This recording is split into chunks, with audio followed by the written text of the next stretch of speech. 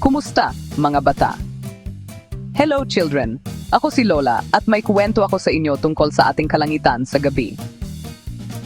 Noong unang panahon, ang Pilipinas ay may 7 buwan na nagbibigay liwanag sa gabi. Maisip nyo ba yon? Long ago, the Philippines had 7 moons that lit up the night. Can you imagine that? Ang langit ay sobrang liwanag at maganda na may 7 kumikinang na buwan na sumasayaw kasama ng mga bituin.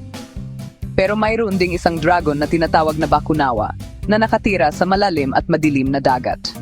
Napakalaki ng Bakunawa na may kumikinang nakaliskis at mga matang nagbabaga na parang apoy.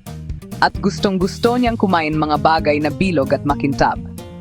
Isang gabi, inilabas ni Bakunawa ang kanyang ulo mula sa tubig at nakita ang mga buwan.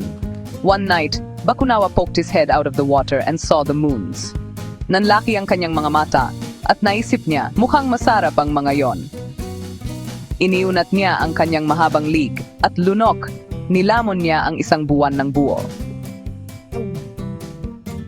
Natakot ang mga tao. Kinalampag nila ang mga kaldero at kawali para takutin at paalisin ang Bakunawa. Umalis ka, Bakunawa. Huwag mong galawin ang aming mga buwan. Hindi namumulaklak ang mga bulaklak at tumigil ang paggalaw ng alon. Doon napagtanto ni Bakunawa ang isang mahalagang bagay. Nawala ng balanse at ganda ang mundo nang wala ang mga buwan. Nalungkot si Bakunawa sa kanyang ginawa. Gusto niyang itama ang mga bagay. Bakunawa felt sad for what he had done. He wanted to make things right. Kaya, nagpasya siyang protektahan ang huling buwan sa halip na kainin ito.